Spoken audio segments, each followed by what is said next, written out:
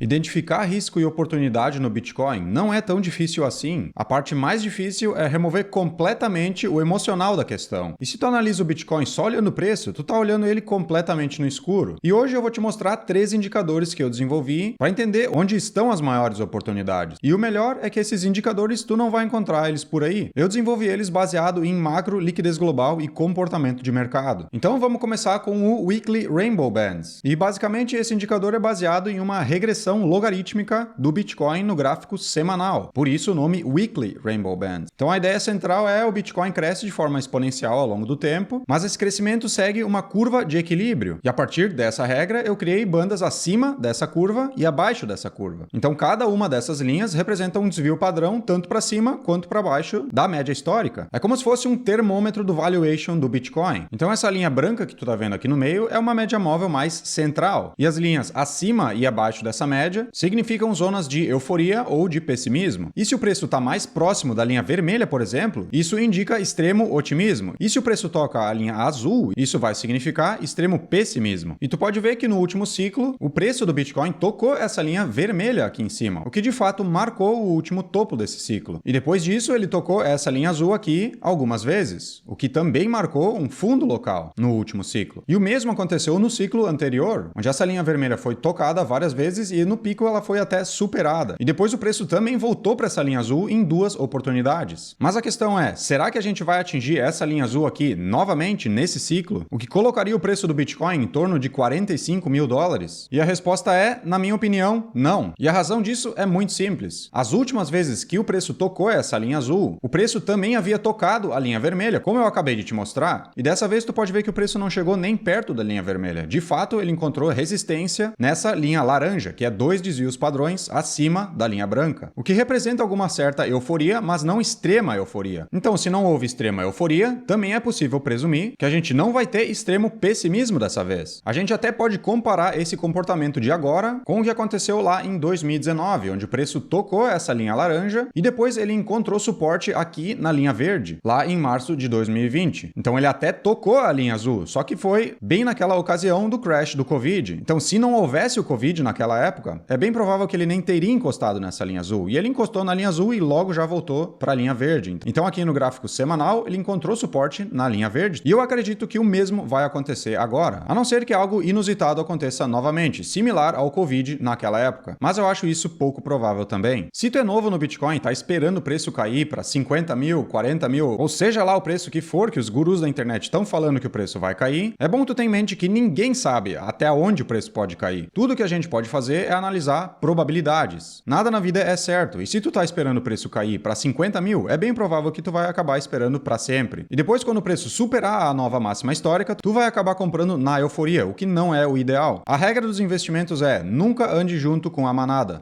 O segundo indicador que eu desenvolvi para te mostrar é um dos indicadores mais diferenciados que eu já fiz. E ele combina o yield dos títulos de 10 anos dos Estados Unidos e da China. E por que especificamente esses dois títulos desses dois mercados? Porque eles são os 2 maiores mercados do mundo. E, portanto, isso representa o custo do dinheiro global, fluxo de capital entre economias e condições de liquidez mundial. Então, para construir esse indicador, o que eu fiz foi pegar a relação desses dois títulos, aplicar um RSI, que é um índice de força relativa, e depois disso eu apliquei um RSI estocástico, que é essas linhas que tu tá vendo aqui. E o resultado é um oscilador extremamente sensível de liquidez global. Então, em outras palavras, região alta é menos liquidez e região baixa é mais liquidez. Mas é ainda mais preciso a gente analisar quando essa linha verde cruza a linha vermelha, o que nesse caso marca mudanças de regime. E as últimas vezes que a linha verde cruzou a linha vermelha nos picos, isso marcou fundos locais no Bitcoin, onde foram condições de liquidez bem ruins no caso. E as vezes que a linha verde cruzou para cima da linha vermelha, aqui nos fundos, isso antecipou rallies no preço do Bitcoin. Porque lembra, quando a linha verde passa para cima da linha vermelha, isso significa uma mudança de regime em condições globais de liquidez, o que sinaliza que a liquidez vai estar aumentando nos próximos anos. E é justamente o que aconteceu agora nos últimos meses. Tu pode ver que essa linha verde está acima da linha vermelha, e ela está marcando uma trend para cima, como tu pode ver aqui, e se elas continuarem nessa trajetória, a chance de uma continuação no bull market do Bitcoin Bitcoin ela é bem alta, porque esse indicador mede a liquidez dos Estados Unidos e da China, lembra? Os dois maiores mercados do mundo. E o Bitcoin reage muito bem à liquidez. Então, se há mais liquidez ou mais papel moeda em circulação, aonde tu acha que esse papel moeda vai acabar indo? Para um ativo extremamente escasso, como o Bitcoin.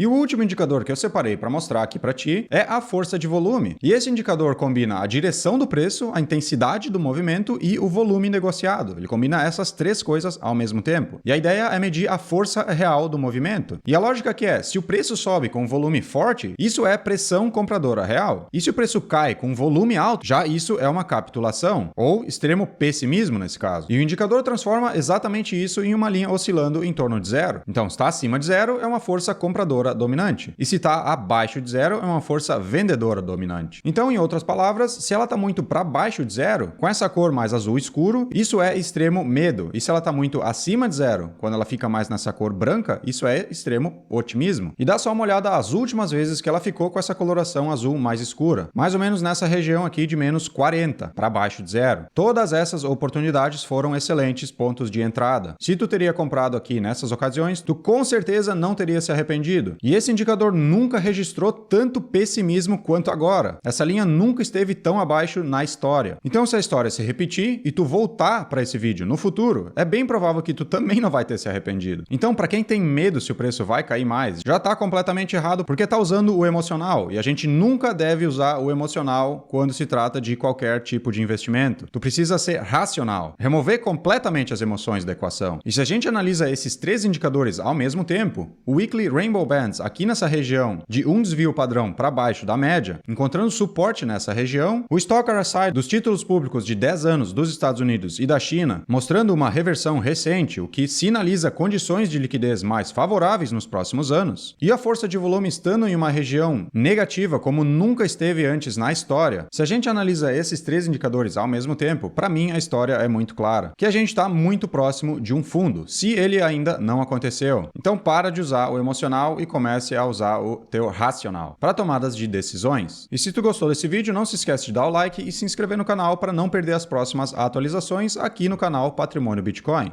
E por esse vídeo era isso, eu te aguardo no próximo.